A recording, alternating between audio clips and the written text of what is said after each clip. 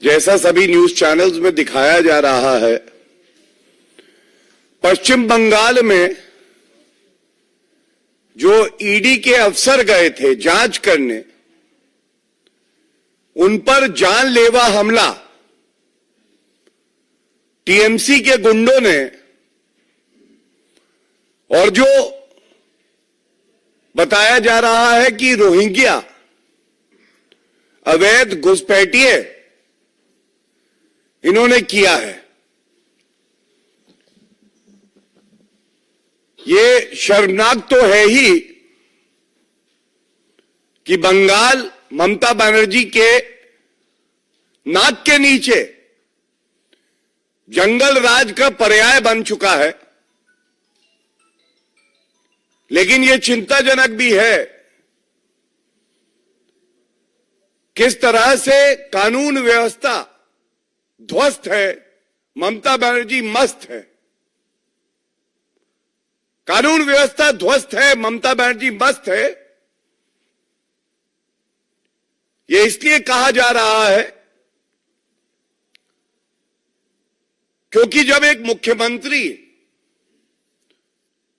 संविधान की शपथ लेता है तो वो ये शपथ लेता है कि मैं संविधान का पालन करके संविधान की रक्षा करूंगा। ममता बनर्जी ने भी भारत के संविधान की ही शपथ ली है, और जब कानून का पालन करते हुए जो घोटाले पश्चिम बंगाल में हुए हैं, जिनको रोकने का दायित्व ममता बनर्जी का था, उसकी जांच करने के लिए ईडी के अधिकारी जाते हैं तो उन पे जानलेवा हमला होता है। और बताया जा रहा है कि 2 से 3 ईडी के अधिकारी हैं जो चोटिल हैं, जिनको गंभीर चोटें लगी हैं और अस्पताल गए। ममता बनर्जी का एक इतिहास रहा है, और तथ्यों के आधार पर मैं आपको बताता हूं। याद करिए, 2 मई 2021 पश्चिम बंगाल के विधानसभा चुनाव के परिणाम आ रहे थे। ऐसी हिंसा हुई, हत्याएं हुई, बलात्कार हुए, घर जलाए गए, क्योंकि जितने गुंडे हैं उनको यह बात पता है कि हमें डरने की आवश्यकता नहीं है। हमें मुख्यमंत्री ममता बनर्जी का संरक्षण प्राप्त है। और मैं ये कहता हूं आज इस मंच से, और बड़ी जिम्मेदारी से कहता हूं, ममता बनर्जी को हक नहीं है कि वो एक दिन भी अपनी कुर्सी पे बनी रहे। उनको इस्तीफा देना चाहिए। ममता बनर्जी, जिम्मेदारी लेने से आप इतना घबराती क्यों? आपके पास जानकारी होनी चाहिए कि जो ईडी अफसर थे, कानून के रक्षक, ये वहां की पुलिस को कॉल करते हैं कि मदद चाहिए। टीएमसी के गुंडों ने जानलेवा हमला कर दिया है। टीएमसी लीडर शाहजहां शेख, इनके यहां ईडी छापा मार रही थी। पहले तो कोई घर से निकला नहीं, उसके बाद यह जानलेवा हमला हो जाता है। आप सोचिए कितना चिंताजनक है। पुलिस ने ईडी के अफसरों से बात करने से मना कर दिया। तो मैं ये कहूंगा, शाहजहां शेख, मामला तो शाहजहां शेख का है, पर शह किसकी है? ये शेखी किसकी है कि मैं कानून से ऊपर हूं? ये तो अराजक ममता बनर्जी की ही है। और ममता बनर्जी, आपको ये गलतफहमी हो गई है कि जो कानून के रक्षक हैं, जो ईमानदार अफसर अपना कार्य करेंगे उनको आपके गुंडे पीटेंगे।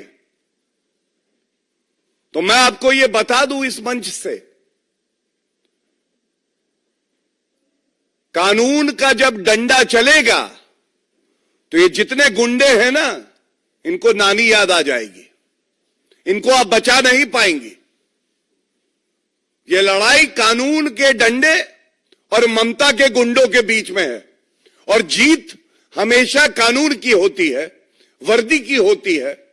हमारे जो अफसर ईमानदारी से अपना कार्य कर रहे हैं उनकी होती है, और इस बार भी उन्हीं की जीत होगी। ये आश्वासन इसलिए देना भी बड़ा आवश्यक है। मैंने आपको एक उदाहरण दिया, मैं एक और उदाहरण देता हूं। ये जो मैं आपको तस्वीर दिखाऊंगा, ये न्यूज जब सुप्रीम कोर्ट में मामला चल रहा था पश्चिम बंगाल के पंचायत चुनाव का, तो सुप्रीम कोर्ट ने क्या कहा था? Democracy not working at panchayat level in Bengal. और ये आज के लिए भी बिल्कुल प्रासंगिक है। लोकतंत्र पश्चिम बंगाल में खत्म हो गया है।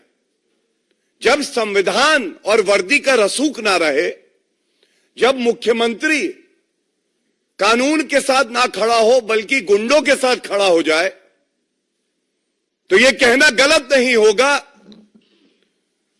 कि ममता बनर्जी के मन में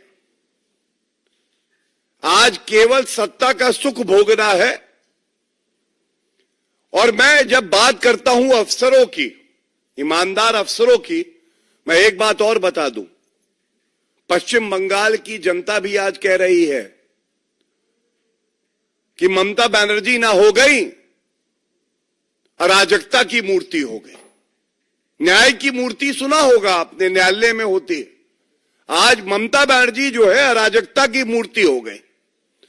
जनता को डराया जाता है। इससे पहले जब सीबीआई के अफसर पश्चिम बंगाल गए थे जांच करने, तो उनको बंद कर दिया गया था कमरे में पश्चिम बंगाल की पुलिस द्वारा। पहली बार ऐसा हुआ कि लोकतंत्र में वर्दी धरने पे बैठी थी ममता बनर्जी के साथ। और मैं इतना ही कहूंगा कि जब जनता की ही हत्या की जाए क्योंकि उन्होंने अपना लोकतांत्रिक जो अधिकार है उसका इस्तेमाल किया है, और उनको टारगेट किया जाए कि आपने हमारे लिए वोट क्यों नहीं किया, ये बिल्कुल स्पष्ट कर देता है कि आज ममता बनर्जी जंगल राज का पर्याय है। और जैसा मैंने कहा, पुनः दोहराते हुए, ये जो लड़ाई है ये कानूनी डंडे और ममता बनर्जी के गुंडों के बीच में है, और जीत कानून की होगी। एक और बहुत ही अहम बात आपके बीच में मैं रखता हूं, इसका एक और पहलू है। केंद्र में ईमानदार सरकार है, जांच एजेंसियां अपना कार्य कर रही हैं। जो भ्रष्टाचारी जनता का धन लूट के बैठे थे, जिनको लगता था हम कानून से ऊपर हैं, आप उनके कृत्य देखिए। हमने प्रेस वार्ता कल और परसों करी और मुद्दा उठाया, ईडी के समन आए। अरविंद केजरीवाल ने ईडी से हुक्म किया, अपना समन वापस लो, मैं आदेश देता हूं। भ्रष्टाचारी नंबर 1 कट्टर बेईमान अरविंद केजरीवाल ईडी को आदेश देते हैं। अब जरा देखिए झारखंड में हेमंत सोरेन 7 समन गए, 7। हेमंत सोरेन ने कहा मेरा तो भ्रष्टाचारियों के साथ साथ है, आप 7 दो, 6 दो, 5 दो, मैं नहीं आ रहा हूं। ये क्या है? ये भी इंडी अलायंस घमंडिया गुट के एक घटक दल है। उसके बाद विचित्र बात है, ऐसा लगा कि भ्रष्टाचार का गोंद इन्हें जोड़े है। बिहार में तेजस्वी यादव को समन आया, उन्होंने भी कहा अनदेखी कर दी, और इन सब के ऊपर खेला हो बे, मैं आई हूं तो मैं तो गुंडागर्दी करूंगी, ये कानून क्या होता है, संविधान क्या होता है। ममता बनर्जी, उन्होंने आज एक नया खेला हो बे मॉडल दिया है। उन्होंने दिखाया कि मेरे पास, मेरे प्रदेश के अंदर अगर कोई ईडी का अफसर घुस भी जाएगा ना, तो मेरे गुंडे हैं, मैं उनको भेजूंगी। पुलिस को कहूंगी कि जो ईडी के अफसर हैं, जिनकी जान पर बनाई है, उनकी मदद ना करना, टीएमसी के गुंडों के साथ खड़े हो जाना। ये एक खेला होबे मॉडल भी आ गया है। और मैं एक बात और कहूंगा, बड़ी जिम्मेदारी से कहूंगा, देश की जनता, पश्चिम बंगाल की जनता बहुत समझदार है, वो सब देख रही है। हम ये बात बार बार उठाते हैं, पश्चिम बंगाल में अराजकता की पराकाष्ठा हो गई, गुंडागर्दी चरम सीमा पर है। आप सोचिए, जो इंडी अलायंस के घटक दल एक साथ आने की बात करते हैं, जब अति हो जाती है तो वो क्या कहते हैं, मैं पढ़ देता हूं। अधीर रंजन चौधरी, ये तो वरिष्ठ नेता हैं, पश्चिम बंगाल से आते हैं कांग्रेस पार्टी के। इन्होंने आज कहा है, सत्तारूढ़ पार्टी के गुंडों ने ईडी अधिकारियों पर जो हमले किए, इससे यह स्पष्ट होता है कि राज्य में कानून व्यवस्था का हाल बुरा होता जा रहा है। आज वे घायल हुए हैं, कल उनकी हत्या भी हो सकती है। इस बात पे ध्यान दीजिएगा।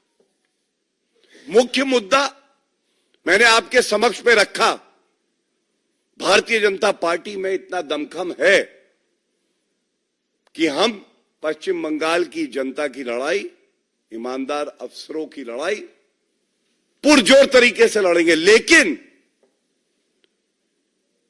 जब पराकाष्ठा हो जाए अराजकता की,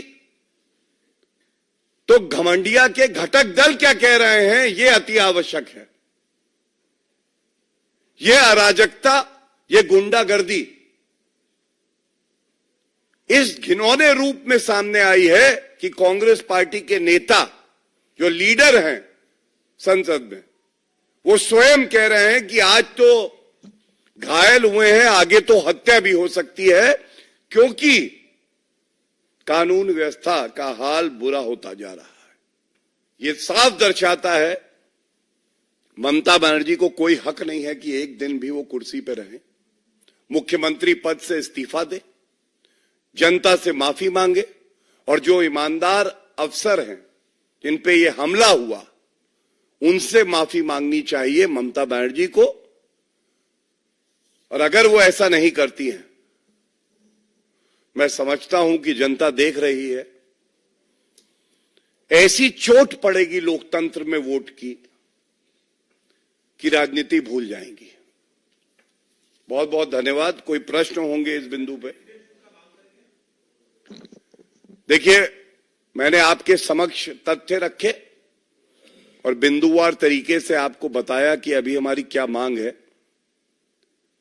मैं समझता हूं कि मुख्यमंत्री को सबसे पहले तो इस्तीफा दे देना चाहिए, और ये उम्मीद भी करता हूं कि वो हर उस अफसर से जिस पे हमला हुआ है, जिसको गंभीर चोटें लगी हैं, उनसे माफी मांगेंगी।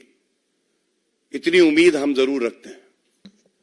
देखिए, भारतीय जनता पार्टी ने हमेशा एक बात बिल्कुल स्पष्ट कही है, भारत भारतीयों के लिए। कोई अवैध घुसपैठिया जब हमारे भारत में रहता है, तो पहली बात तो उसे भारत की भूमि से, भारत के हित से कोई लगाव नहीं है। दूसरी बात, वो भारतीय का हक मारता है। और तीसरी बात मैं कह दूं इसी संदर्भ में, जब बात होती है सीएए और एनआरसी की, तो ममता बनर्जी को भारतीय प्रिय नहीं है, लेकिन अगर कोई घुसपैठिया मुसलमान निकले, उनके लिए फ्यूचर वोट बैंक है, तो वो प्रिय है। और इसीलिए उन्होंने कहा था कि अगर लागू हुआ सीए तो गृह युद्ध हो जाएगा। और मैं समझता हूं आज जो तथ्य मैंने आपके सामने प्रस्तुत किए हैं, ये बात स्पष्ट हो जाती है कि कोई भी अवैध घुसपैठिया ना कभी भारत का सगा था, ना है और ना होगा, और वो देश के लिए खतरा है। देश में एक कानून है, वो कानून सब पर बराबर लागू होगा। देखिए, बिल्कुल वाजिब बात आपने कही कि जांच भी होनी चाहिए और वो जांच निष्पक्ष हो, ये भी हमें सुनिश्चित करना है। और जैसा भारतीय जनता पार्टी की प्रदेश इकाई ने भी एक मांग उठाई है, वो मांग वाजिब है। तमाम दरवाजे खुले हुए हैं, लेकिन ममता बनर्जी को यह बात पता होनी चाहिए कि सच सामने आएगा और जो भी आरोपी है किसी को बख्शा नहीं जाएगा। नहीं, देखिए, सबसे पहले तो किसी ईमानदार अफसर की जान से बढ़ के कुछ भी नहीं है। लेकिन आपने जो बात कही, बहुत अच्छी एक बात आपने प्रस्तुत करी। ये ईडी के लैपटॉप छीने क्यों गए हैं? छीने इसलिए गए हैं कि जो साक्ष्य इकट्ठे हुए, जो विटनेसेस हैं, उनके स्टेटमेंट्स हैं, एविडेंस है, कहीं इससे ममता बनर्जी की जो भ्रष्टाचारी नीतियां हैं, जो उनके नेता घोटाले करते हैं, उसका सच ना उजागर हो जाए, तभी ऐसा होता है। देखिए, मैंने अभी इसी प्रश्न का उत्तर दिया और कुछ कहना उचित नहीं है। ये एक ऐसी परिस्थिति है जो अभी भी लाइव है। तो आप सब जानते हैं, केंद्र की सरकार बड़ी मजबूती से कोई भी अराजक तत्व हो उसको कुचलने का कार्य करती है, कानूनी दायरे में रह के, और वो ही होगा। मैंने उत्तर दे दिया, धन्यवाद। और कोई प्रश्न है तो प्लीज बताइए। देखिए, बहुत ही वरिष्ठ नेता हैं, लेकिन इतना जरूर कहूंगा, थोड़ा संविधान पढ़ें। संविधान में ही लिखा है जो गाय है उसको कैसे बचाना भी है, और वो हमारे समाज के लिए हितकारी है। और ये बात जरूर कहूंगा कि अब तो लोकसभा के चुनाव आ ही गए हैं, जल्द ही पता चल जाएगा। लोगों की आस्था श्री नरेंद्र मोदी जी में है और नरेंद्र मोदी जी की आस्था संविधान में है। संविधान को कुचलने का कार्य, तार तार करने का कार्य कोई करता है तो वो घमंडिया के जो घटक दल हैं वो करते हैं। और ये किसी से छुपा नहीं है, ये जो प्रेस कॉन्फ्रेंस है ये भी इसी बात का उदाहरण है। धन्यवाद, थैंक यू। नहीं, हम लोग तो समाज के रक्षक हैं, संविधान में विश्वास करते हैं, लेकिन ये हमारा मानना है कि मीडिया भी इससे चिंतित है। चिंतित इसलिए है कि चौथा स्तंभ आप हैं, और अगर आपको इस बात की चिंता नहीं है तो ये चिंताजनक है। धन्यवाद।